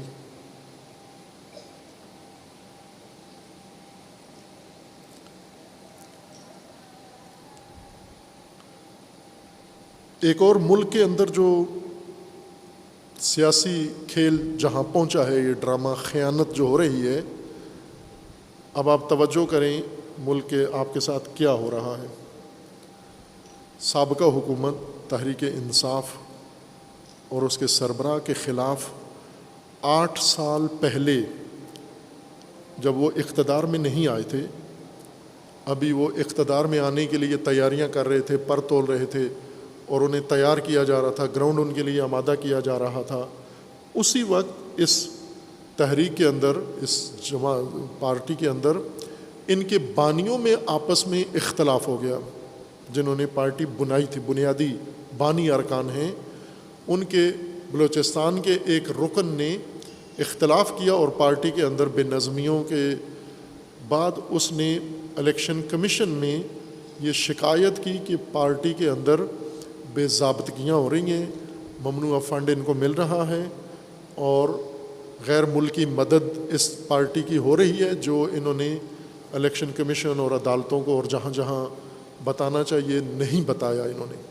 یہ 8 سال پہلے مقدمہ پارٹی کے بانی رکن نے درج کروایا تھا پارٹی کے دوسرے ارکان پر، اور اس وقت سے یہ مقدمہ نوعیت اس طرح کی ہے اس مقدمے کی کہ اس کو فوراً ہی الیکشن سے پہلے ہی 2018 کے الیکشن سے پہلے یہ مقدمہ اس کو الیکشن کمیشن میں بیٹھ کر فیصلہ کر دینا چاہیے تھا کہ یہ ان پر تہمت ہے، فنڈ نہیں ملا ہے، جو بھی تھا بہرکیف انہیں 2018 کے الیکشن سے پہلے اس کیس کا فیصلہ کرنا چاہیے تھا، لیکن نہیں کیا۔ اور اس مقدمے کے باوجود یہ پارٹی الیکشن لڑی اور جیتی، یا جیسا کہا جاتا ہے کہ اس کو جتوایا گیا، اقتدار میں لایا گیا۔ لانے کے بعد پھر انہوں نے بھرپور طاقت کے ساتھ، ناکام ہونے کے باوجود طاقت اور قدرت اور پاور کے ساتھ حکومت کی، اور اپوزیشن کو جو انہوں نے اوقات بنائی اپوزیشن کی، وہ بہت بری تھی۔ اگر آپ کہیں گدے اور کتے سے زیادہ انہوں نے اپوزیشن کا حشر کیا تو مبالغہ نہیں ہے جو کچھ انہوں نے اپوزیشن کا حشر کیا۔ پھر بھی، اور یہ بات نہ میڈیا نے اچھالی، نہ عدالتوں نے اچھالی، نہ الیکشن کمیشن نے نوٹس لیا، یہ کیس پڑا رہا اور اس کے اوپر نہ فیصلہ ہوا، نہ انہوں نے وہ پوری حکومت کر کے، اور حکومت کر کے ان کی حکومت ختم بھی ہو گئی، عدم اعتماد بھی ہو گیا۔ عدم اعتماد کے بعد اب انہوں نے اس کا فیصلہ سنایا ہے۔ جون میں عدم اعتماد کیا، فیصلہ کیا ہے، اور ابھی اگست میں انہوں نے سنا دیا۔ اگست میں جو جولائی میں سنایا ہے، کب سنایا فیصلہ نہیں یاد آپ کو؟ خوب یہ فیصلہ انہوں نے سنا دیا، ابھی پچھلے ہفتے سنا دیا۔ اس فیصلے میں الیکشن کمیشن نے کہہ دیا ہے کہ اس پارٹی نے اپنی حکومت بنانے سے پہلے غیر ملکیوں سے ممنوعہ فنڈنگ لی ہے۔ یہ بات پہلے سیاستدان کرتے تھے تو اپوزیشن ہونے کی وجہ سے ان کی بات کو کوئی اہمیت نہیں دیتا تھا، لیکن اب ملک کے رسمی ادارے نے، الیکشن کمیشن نے، وہ الیکشن کمشنر جو انہوں نے خود بنایا تھا، اسی نے کہہ دیا کہ انہوں نے ممنوعہ فنڈنگ لی ہے، غیر ملکی پیسہ برطانیہ سے لیا ہے۔ ان کو فنڈز دینے والوں میں اسرائیلی کمپنیاں ہیں، امریکی کمپنیاں ہیں اور بھارتی کمپنیاں ہیں۔ ان کمپنیوں نے ان کو پیسہ دیا اور زیادہ ہیں، 300 کے قریب کمپنیاں ہیں جنہوں نے ان کو پیسہ دیا، کروڑوں ڈالر دیے ان کو۔ خوب اس بنیاد پر اب یہ فیصلہ آیا کہ یہ غیر ملکی ممنوعہ فنڈ سے پارٹی بھی چلا رہے تھے، حکومت بھی چلا رہے تھے، اور یہ سارے کام جو ملک میں کر رہے تھے دراصل ان کو باہر سے اتنی مدد مل رہی تھی۔ اب اس کو آگے، یہ تو الیکشن کمشنر کا اتنا ہی کام تھا کہ انہوں نے ممنوعہ فنڈ لیا ہے یا نہیں، وہ انہوں نے بتا دیا کہ لیا ہے۔ اب آگے عدالتوں نے کام کرنا ہے، حکومت نے یا اسٹیبلشمنٹ نے اگلا سٹیپ انہوں نے اٹھانا ہے۔ اگلا الیکشن کمیشن کے اختیار میں شاید نہیں ہے، عدالتوں کے اختیار میں ہے۔ لیکن میں آپ کو یہ عرض کرنا چاہتا ہوں کہ اس کیس کے ہوتے ہوئے الیکشن سے پہلے، جب الیکشن کے کاغذات قومی جمہوریت سمجھے، جمہوریت جو آپ نے امامت چھوڑ کر گلے لگائی ہے، امامت کا خذلان کر کے، خزل کر کے، امامت کو مخذول کر کے جس جمہوریت کو گلے لگایا ہے، ان کے قانون میں ہے کہ الیکشن پیپر اسی کے تائید ہوں گے اور وہ الیکشن لڑ سکتا ہے جو قانون، ضیاء الحق کے بنائے ہوئے قانون کے مطابق صادق اور امین ہے، امانت دار بھی اور سچا بھی ہے، جھوٹ نہیں بولتا اور امانت میں خیانت نہیں کرتا۔ یہ ضیاء الحق نے ایک قانون اس کے اندر شامل کروایا تھا، صادق اور امین۔ اس قانون کے تحت ابھی تک بہت سارے سیاستدان صادق اور امین کے معیار پہ نہیں اترے اور انہیں فارغ کر دیا گیا۔ 2 وزیر اعظم یا 3 وزیر اعظم انہوں نے فارغ کیے کہ صادق اور امین نہیں رہے۔ اب یہ صاحب آئے، ان کو آپ پہلے پہچان لیں کہ جمہوریت میں صادق اور امین کس کو کہتے ہیں۔ پاکستان کی اصطلاح میں، پاکستان کے جمہوری نظام میں صادق کون ہوتا ہے اور امین کون ہوتا ہے؟ صادق وہ ہوتا ہے جو ممنوعہ فنڈنگ لے لیکن ادارے اس کی تائید کر رہے ہوں، اس پر آنکھیں بند کر رہے ہوں، اور امین وہ ہوتا ہے جو ساری خیانت کرے لیکن ادارے اس کو کہیں کہ یہ امانت دار ہے۔ حقیقت یہ ہے کہ پاکستان کی سیاست میں، سیاستدانوں میں ایک فرد بھی نہ صادق ہے نہ امین ہے، ایک فرد بھی کسی بھی جماعت کا، نہ مذہبی سیاستدان اور نہ سیکولر سیاستدان، ایک فرد بھی نہیں ہے، نہ صادق ہے نہ امین ہے، جھوٹے ہیں۔ اس سیاست کی بنیاد ہی جھوٹ پر ہے۔ آپ ان کے 2 سال پہلے کی باتیں دیکھیں، آج کی باتیں دیکھیں، سب وہ جھوٹ تھا۔ الیکشن سے پہلے کی باتیں دیکھیں، الیکشن میں جیتنے کے بعد دیکھیں، آج کی بات دیکھیں، کل کی بات دیکھیں، جھوٹ، ہر بات جھوٹ۔ لیکن مزے کی بات یہ ہے کہ یہ صاف جھوٹ بولتے ہیں اور عوام کو ان کا جھوٹ برا نہیں لگتا۔ پاکستان کے عوام جھوٹ پسند ہیں، خیانت پسند ہیں۔ انہیں پتہ ہے، سب کو پتہ ہے کہ یہ سب خائن ہیں۔ الیکشن کمیشن کہے یا نہ کہے، عدالتیں کہیں یا نہ کہیں، آپ کا اپنا علم بھی تو ہے نا، آپ کا اپنا مشاہدہ بھی تو ہے۔ ایک بھی ان میں صاف آدمی نہیں ہے، لیکن اس کے باوجود قوم ان کے پیچھے آتی ہے، ان کے نام پہ آتی ہے، ان کو ووٹ دیتی ہے، ہر بہانے سے ان کو ووٹ دیتے ہیں آپ۔ کیوں؟ اس لیے کہ یہ قوم جھوٹ پسند ہے، کذاب پسند ہے۔ یزید کیوں برسر اقتدار آیا؟ چونکہ لوگ فساد پسند تھے، فاسد پسند تھے، یزید پسند تھے، پسند کرتے تھے یزید جیسا حکمران، اس لیے یہ حکمران بنتے ہیں آپ کے جھوٹے۔ ورنہ اداروں کو کیسے جرأت ہوتی ہے کہ کیس آپ کے پاس پڑا ہوا ہے اور آپ صادق اور امین ہونے کی ڈگری بھی دے رہے ہو، اور اب آ کر جب حکومت سے نکلے تو اب آپ کے کہہ رہے ہو کہ آپ یہ صادق و امین نہیں ہے۔ جب یہ اقتدار میں آئے تھے اس دن کیوں نہیں بتایا کہ یہ صادق و امین نہیں ہے؟ انہوں نے ممنوع فنڈ لیا ہے۔ اب کیا ہوگا؟ اب بھی معلوم ہے، جو ادارے چاہیں گے، اگر اب بھی آپس میں سمجھوتا ہو گیا تو یہ دوبارہ صادق و امین ہے، اگر سمجھوتا نہ ہوا تو یہ صادق و امین نہیں رہے، ان کو معطل کر کے ان کی جگہ پارٹی کا کوئی اور بنا دیا جائے گا، اور پھر یہ سارا ٹولہ یہ سب آگے جائیں گے، تمام جماعتیں۔ یہ شعور پاکستان کے عوام میں پیدا نہیں ہوتا۔ اتنے جھوٹے پسند ہیں پاکستانی، جھوٹ پسند ہیں، تعجب ہوتا ہے جھوٹے لوگ اتنے اچھے کیوں لگتے ہیں آپ کو؟ خائن کیوں اتنے اچھے لگتے ہیں؟ آپ کو علم ہونا چاہیے جو انہوں نے کشمیر کے ساتھ خیانت کی اور جو اپنے آپ کے ملک کے ساتھ خیانت کر رہے ہیں۔ آپ کے ملک کو بہت بڑی خیانت میں انہوں نے ڈال دیا اور آپ کے ملک کو نابود کر دیا ہے، اس کی سیکیورٹی، اس کی سلامتی۔ یہ تدریجاً اس کے آثار آگے ظاہر ہوں گے آنے والے دنوں میں۔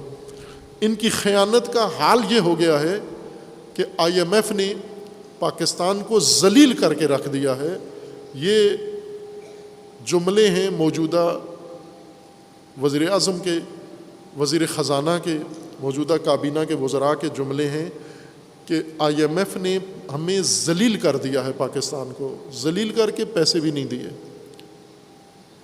ذلیل بھی کر دیا، رسوا بھی کر دیا، تحقیر بھی کر دی، پیسے بھی نہیں دیے۔ آرمی چیف کا کام ہے سرحدوں کی حفاظت کرنا۔ آرمی چیف نے امریکہ سے مدد مانگی ہے فون کر کے کہ آپ مہربانی کریں، آئی ایم ایف میں اپنا اثر رسوخ استعمال کریں اور آئی ایم ایف کو کہیں کہ ہمیں یہ قسط $1 ارب کی دے دیں تاکہ پاکستان اپنے معاملات چلا سکے۔ اب یہ حالت انہوں نے آپ کے ملک کی کر دی ہے۔ یہی لوگ، یہاں سزا کس کو ہونی چاہیے؟ ان تمام انسانوں کو جنہوں نے ان کو صادق اور امین کے سرٹیفکیٹ دیے ہوئے ہیں، ان جھوٹوں کو اور ان خیانتکاروں کو، جو ابھی دن دہاڑے خیانت کی انہوں نے کشمیر کے ساتھ اور پاکستان کے ساتھ۔ پہلے کشمیر تباہ کیا، اب پاکستان تباہ کر رہے ہیں۔ پاکستان کا حال کشمیر سے بھی برا کرنے والے ہیں، چونکہ کشمیر پر مودی ہندوستان پہلے سے مدعی تھا، اس نے قبضہ کر لیا۔ پاکستان کس کو دیں گے خیانت کر کے؟ پاکستان کے 3 حصے یہ کہہ رہے ہیں ہم کریں گے، اب 3 حصے کر کے کس کو دو گے؟ مودی کو دو گے؟ اسرائیل کو دو گے؟ امریکہ کو دو گے؟ کس کو سپرد کرنے ہیں؟ یا ان عرب خیانتکاروں کی طرح جنہوں نے سلطنت عثمانیہ توڑی اور پھر اس کے بعد آپس میں بانٹ لی؟ کیا پاکستان کے 3 ٹکڑوں کو پھر آپ کو مالک بنایا جائے گا؟ آپ ان 3 حصوں کے وارث بن جاؤ گے؟ یہ وہ خیانت ہے جو انہوں نے انجام دی ہے۔ غیر ملکی مسائل میں ایک تو ایران نے پچھلے ہفتے ایک اعلان کیا ہے جس نے پوری دنیا میں کھلبلی مچا دی. پہلے اشارہ کیا تھا پچھلے سے پچھلے ہفتے ایران کے وزارت خارجہ امور کے مشاور رہبر کے مشاور عالی کمال خرازی جو سابقہ وزیر خارجہ رہ چکے ہیں، انہوں نے اعلان کیا تھا کہ ایران نے ایٹمی طاقت حاصل کر لی ہے، ایٹم بم کی طاقت حاصل کر لی ہے. اس کے بعد ایران کے ایٹمی توانائی کے ڈائریکٹر نے اعلان کیا کہ ایران نے ایٹم بم کی صلاحیت حاصل کر لی ہے. پھر اس کے بعد ان کے ذمہ دار ترین افراد نے یہ بیان دیا کہ ہم نے یہ توانائی حاصل کر لی ہے. اور یہی بہترین کام تھا جو ایران کو کرنا چاہیے تھا بہت پہلے. اگر یہ پہلے دن ایسا کام کر لیتے تو اتنا انہیں بھی امریکہ کے ہاتھوں ذلت نہ اٹھانی پڑتی، یہ حقارت نہ اٹھانی پڑتی جو انہوں نے پابندیاں لگا کے ایران کے اندرونی حالات بھی خراب کیے ہیں اور ایران کے لیے بیرونی مشکلات بھی پیدا کی ہیں. جیسا پہلے اشارہ کیا تھا کہ شمالی کوریا کی طرف میلی آنکھ سے کوئی نہیں دیکھتا، چونکہ طاقت ہے اس کے پاس، انرجی ہے اس کے پاس، ایٹم بم ہے اس کے پاس. اور ایران بھی یہی کام کرے. پاکستان وہ ملک ہے ایٹمی طاقت جس کے اوپر نظریں ہیں ان تمام دشمنوں کی، اور یہ جو خیانت کر رہے ہیں پاکستان کے ساتھ، یہ پہلی چیز جو پاکستان کی فروخت کرنے کا ارادہ رکھتے ہیں ایٹم بم ہے، ایٹمی ہتھیار ہیں. یہ مکمل طور پر پاکستان کے باہر کر چکے ہیں، بات معاہدہ کر چکے ہیں. اب صرف کس نے کرنا ہے اس پہ عمل درآمد اور اس کے مقابلے میں ان کو اقتدار ملنا ہے. یہ اب دیکھیں وہی خائن جو پہلے والے تھے ان کو دوبارہ دیتے ہیں، یا جو بھی حامی کرے گا بھر کے کہ میں یہ خیانت کرتا ہوں اسی کو اقتدار مل جائے گا پاکستان میں.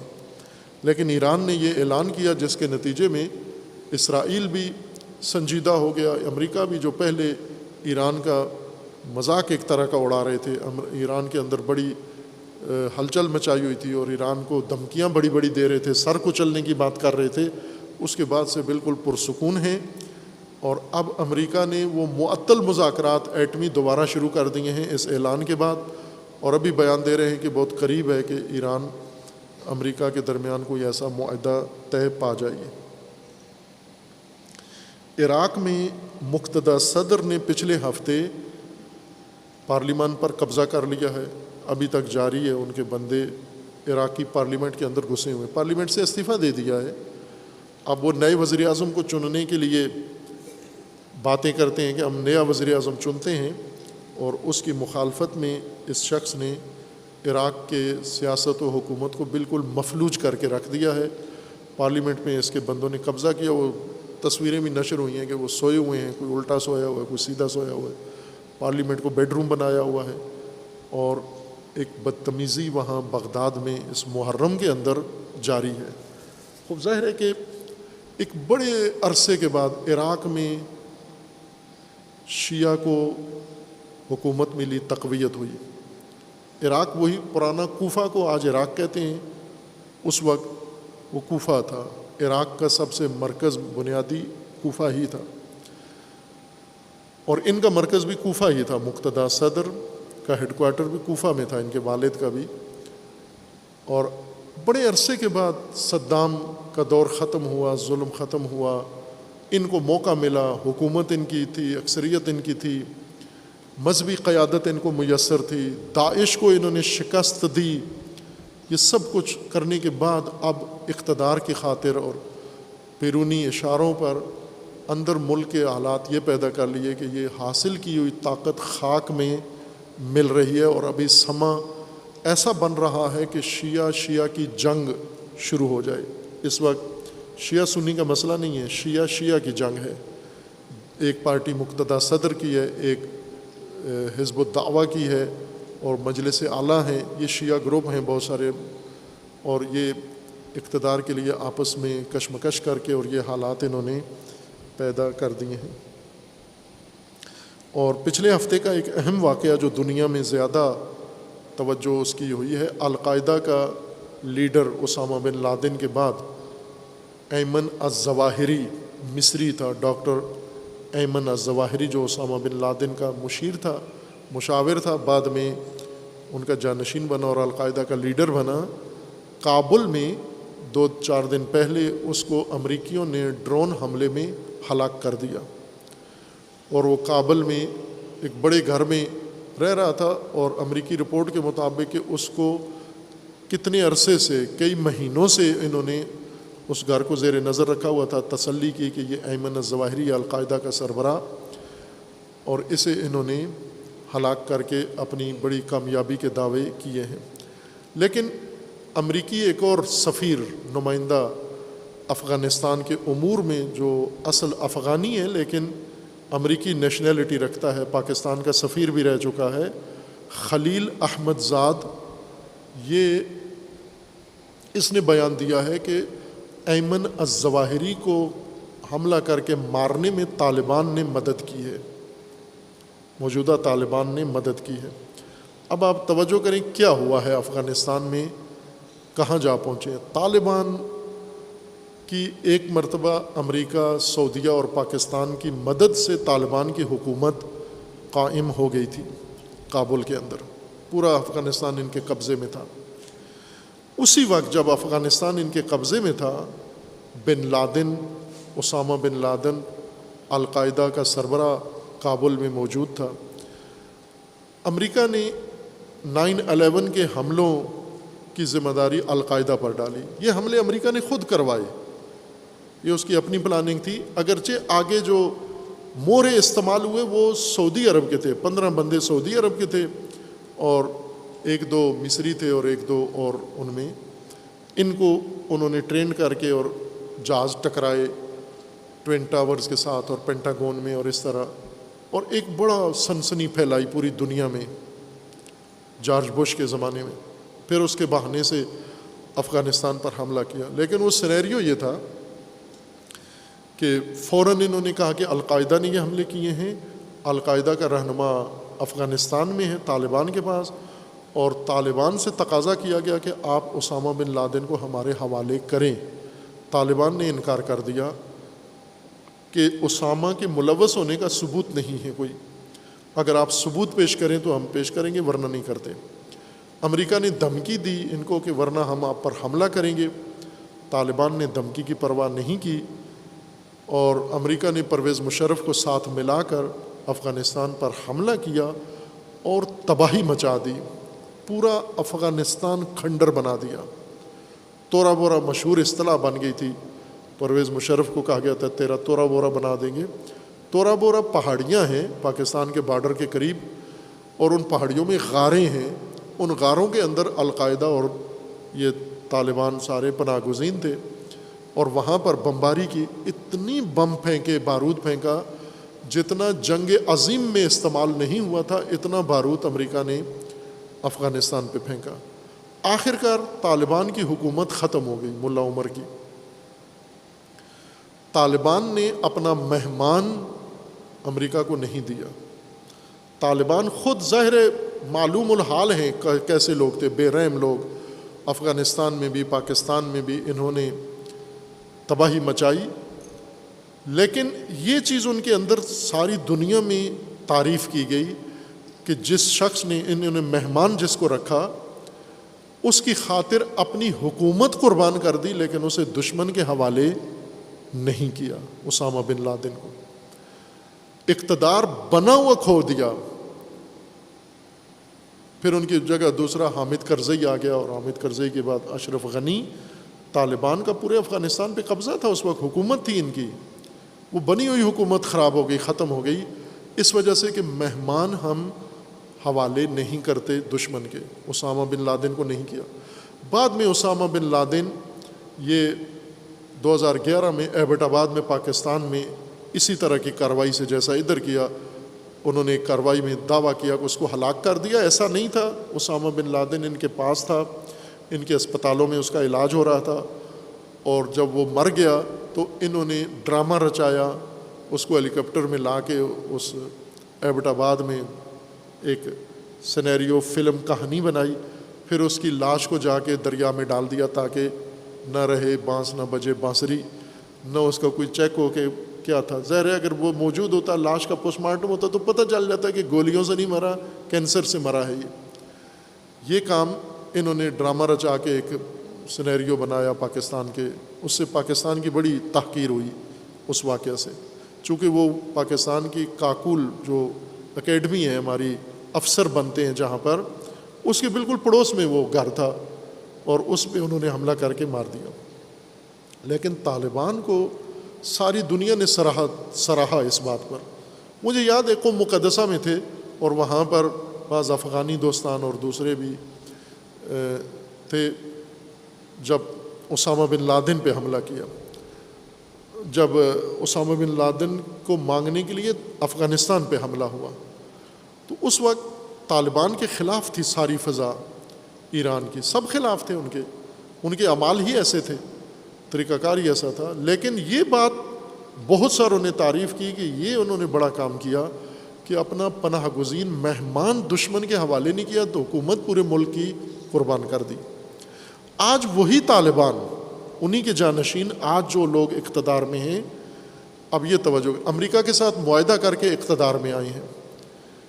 ایمن الظواہری اسامہ کے بعد سے لاپتہ تھا، معلوم نہیں تھا یہ کہاں ہے۔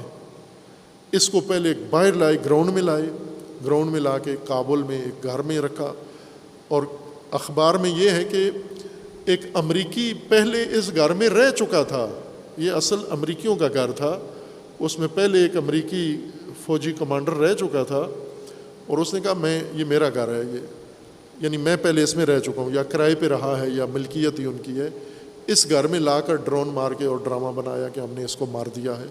وہ تو مار دیا یقیناً، لیکن خلیل زاد نے یہ کہا ہے کہ طالبان نے ہی مدد کی ہے ایمن الظواہری کو مروانے میں۔ اب توجہ کریں، وہ طالبان جنہوں نے اسامہ نہیں دیا، حکومت قربان کر دی، اور یہ طالبان جنہوں نے خفیہ لیڈر القاعدہ کا نکال کے اور دشمن کے حوالے کر کے اس کو مروا دیا وہاں پر۔ اب آپ سوچ سکتے ہیں کہ کیا سیاست ہو رہی ہے، کیا کچھ افغانستان میں ہو رہا ہے، پیچھے کیا سینیریو ہے، پس منظر کیا ہے، آگے کیا ان کا۔ خوب آپ توجہ کریں کہ یہ ایمن الظواہری القاعدہ کا ہے۔ طالبان شروع سے کہتے تھے ہمارا القاعدہ سے کوئی تعلق نہیں ہے، اب طالبان کی آغوش سے نکلا۔ اور اسی طرح پاکستانی طالبان اور افغانی طالبان، ہمیں عرصے تک یہ کہا جاتا رہتا کہ یہ الگ الگ دو پارٹیاں ہیں، ایک پاکستان کے دوست ہیں، ایک پاکستان کے دشمن ہیں۔ لیکن اب پاکستانی طالبان افغانستان میں بیٹھ کر پاکستان کو نشانہ بنا رہے ہیں۔ جب انہوں نے ان کو کنٹرول کرنے کی کوشش کی، افغانی طالبان نے ان کو پناہ دے کے ان کی حمایت شروع کر دی۔ پاکستان کے بڑے اساتید، علماء، مکتب دیوبند کے ان پاکستانی طالبان کو اعتماد میں لینے کے لیے حکومت اور ریاست کے ساتھ سمجھوتے کے لیے گئے، اور انہوں نے نہیں مانی ان کی بات بظاہر۔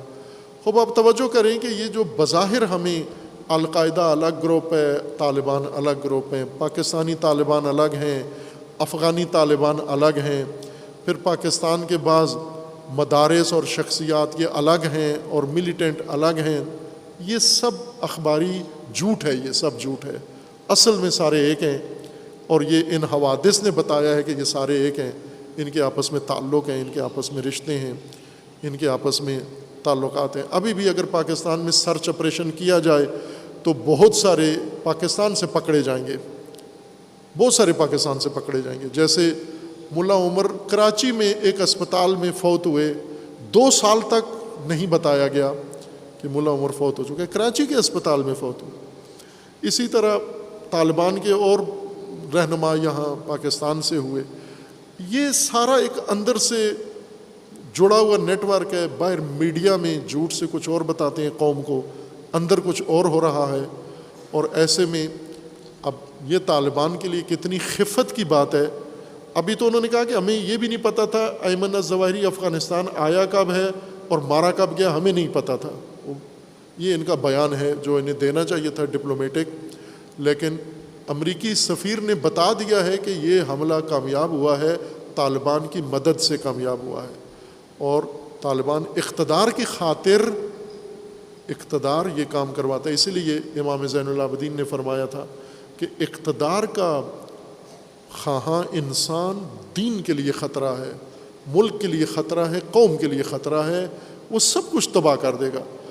پاکستان میں اقتدار کے شہوت میں مبتلا شخص نے کشمیر فروخت کر دیا، پاکستان کو تباہ کر دیا، اور کر رہے ہیں، جاری ہے، یہ رکا نہیں ہے۔ افغانستان میں اقتدار کی خاطر کیا کیا کر رہے ہیں۔ کل تک کے جو طالبان تھے جنہیں درویش کہا جاتا تھا، انہوں نے عملاً ثابت کیا تھا کہ ہمارے لیے اقتدار اہم نہیں ہے، اقدار ہیں، مہمان رکھنا یہ بہت بڑی ویلیو ہے۔ کوفہ والے یہ کام نہیں کر سکے، مہمان نہیں بچا سکے اپنا، بلکہ مہمان فروخت کر دیا عبید اللہ کے ہاتھ میں۔ طالبان نے نہیں کیا، وہ طالبان کی ایک بڑی ویلیو تھی، لیکن آج انہی طالبان نے اس کا جانشین مہمان مروا کے اپنا اقتدار مستحکم کر لیا، اور وہ تاریخ تکرار نہیں کی، اور امریکہ نے فتویٰ دے دیا ہے کہ یہ وہ طالبان نہیں ہیں، یہ اور طالبان ہیں، اور یہ طالبان ہمارے کام کے ہیں۔ طالبان نے بھی بیان دیا ہے کہ ہمارا امریکہ سے کوئی دشمنی نہیں ہے۔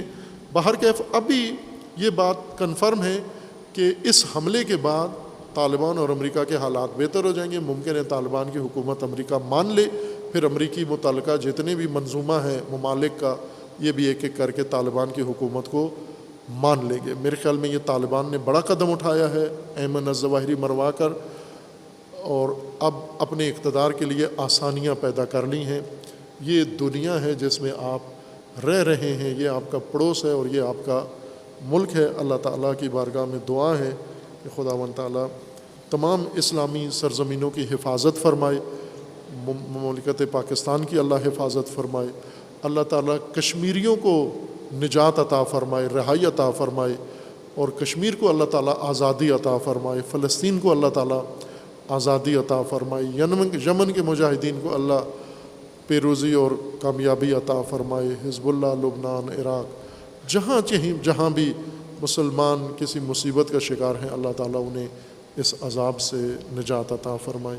وصلی اللہ علی محمد وآلہ الطیبین الطاہرین۔